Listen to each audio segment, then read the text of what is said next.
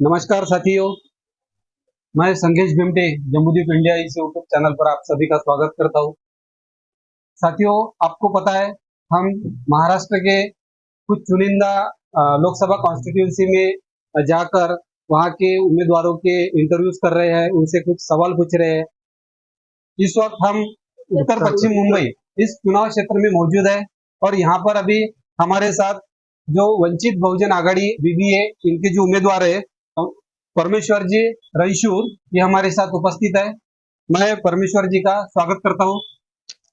Sir, इस लोकसभा चुनाव में तो आपने जो उम्मीदवारी रखी है, तो खास करके एससी एसटी समाज के आप प्रतिनिधि है, तो आप उन समाज के लिए क्या करना चाहोगे?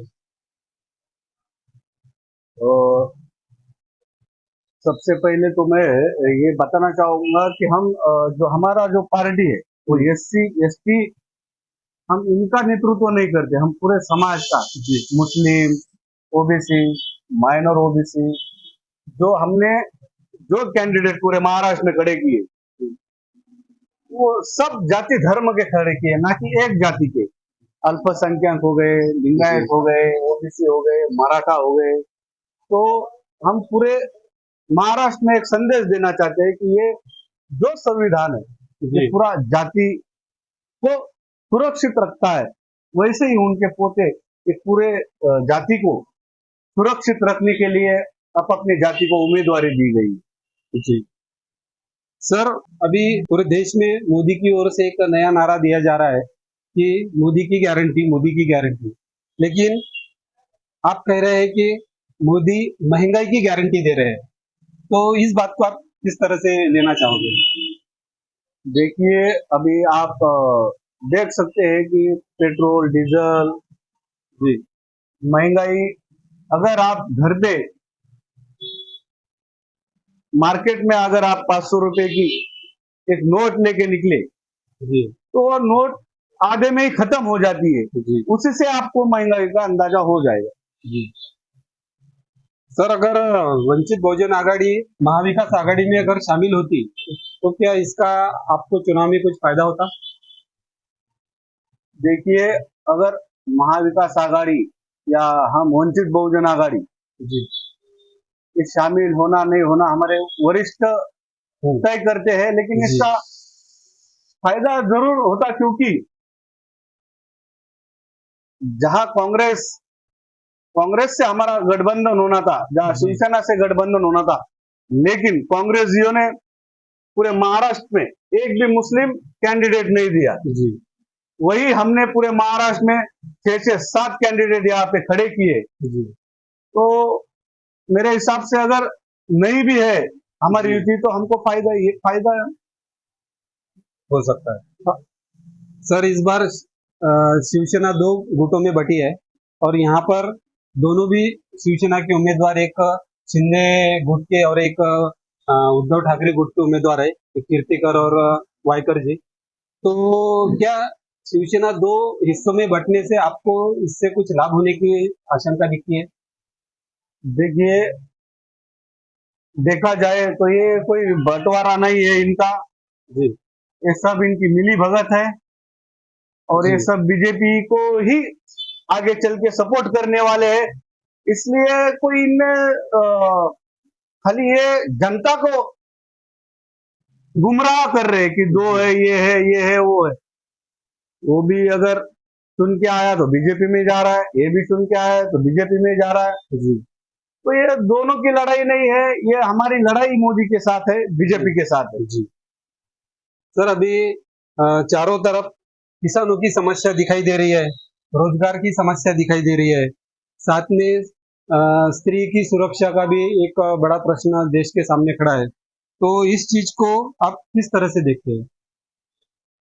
देखिए, आप देख सकते हैं कि जो देश की सुरक्षा है, नारी सुरक्षा है, जी 2014 से जी जो दंगे फसाद इंडिया में हो रहे, आप देख सकते हैं मणिपुर का, या ये भाजपा ही चुप रही मणिपुर में, जी एक शब्द नहीं निकाला, जी और वही हमारे मुस्लिम भाइयों पे जो धर्म के नाम पे अत्याचार हो रहा है वो बढ़ते ही जा रहा है, कहीं रुकने का नाम यहाँ पे नहीं हो रहा है। जी तो आप देख सकते हैं सुरक्षा के बारे में, तो ये देश बिकने की कगार पे आया है।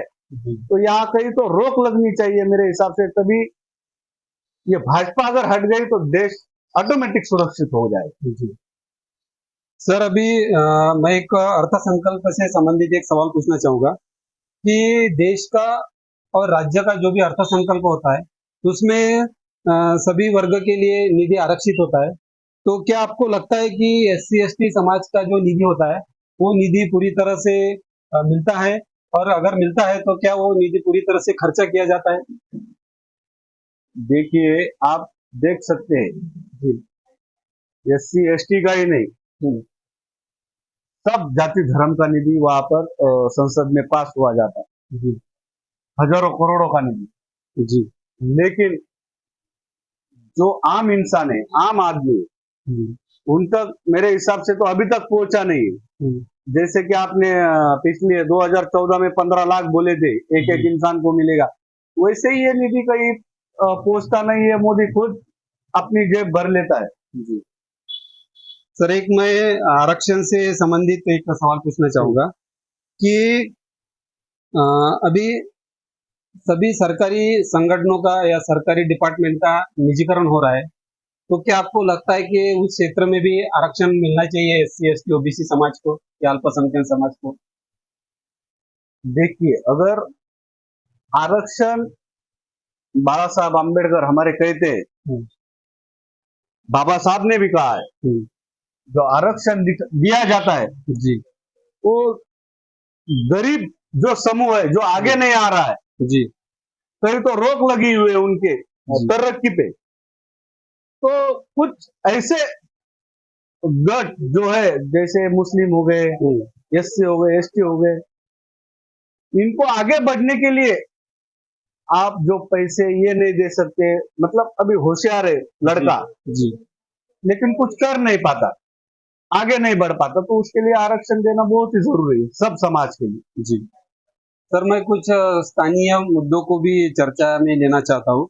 जैसे कि आप कह रहे हैं कि आरे का जो जंगल संरक्षण है इसका आप विकास करोगे, तो इसके लिए आपके पास किस टाइप का प्लान है? देखिए, पहली बार तो जो रविंद्र वायकर जो आरे के आमदार रह चुके हैं, जी सबसे पहले उन्होंने जी खुद अपने लेटर पैड पे लिख के भेजा है कि यहाँ पे लाइट पानी सुविधा खुद उन्होंने अपने लेटर हेड पे लिख के बंद की जी गई है। और रही बात मेट्रो की, जी तो आप देख सकते हैं, जैसे ही बीजेपी शिंदे सरकार एक हो गई, जो रोक लगी थी पेड़ों पे, जी पेड़ काटने पे, वही रोक तुरंत दूसरे दिन हटाई दी गई और मेट्रो का काम चालू यहाँ पर हो गया, और पूरे कम से कम हजारों झाड़ों की यहाँ पे कत्ल चालू है। सर, मैं एक ऐसा सवाल पूछना चाहता हूँ जो चुनाव आयोग के साथ संबंधित है। भाजपा ने अभी हाल ही में चुनाव आयोग में जो चीफ जस्टिस ऑफ इंडिया थे, सीजीआई, उनको हटाकर अ, एक उसमें भाजपा का एक मिनिस्टर उसमें लिया है। तो तीन में से दो लोग भाजपा के हो गए और एक ही विरोधी पार्टी का रहेगा। तो क्या आपको ऐसा लगता है कि ऐसी स्थिति में चुनाव निष्पक्ष होगा?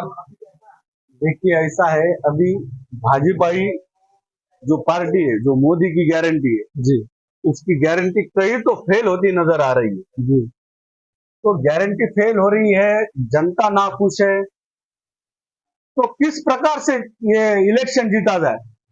जी तो ये आप अपने जो बंदे हैं, जी जो खुद के पाले हुए, जी इनको वही बड़े हुद्दे पे लेके जाया लिया जाए जी और असंवैधानिक तरीके से जी ये इलेक्शन जीता जाए, ये इनकी तैयारी चालू है। जी सर, आपने हमें जो समय दिया, मैं आपका शुक्रिया करना चाहता हूँ। और साथियों, आपको भी इस इंटरव्यू को शेयर करना है और इसको लाइक करना है और इस यूट्यूब चैनल को सब्सक्राइब करना है। जय हिंद, जय भारत। जय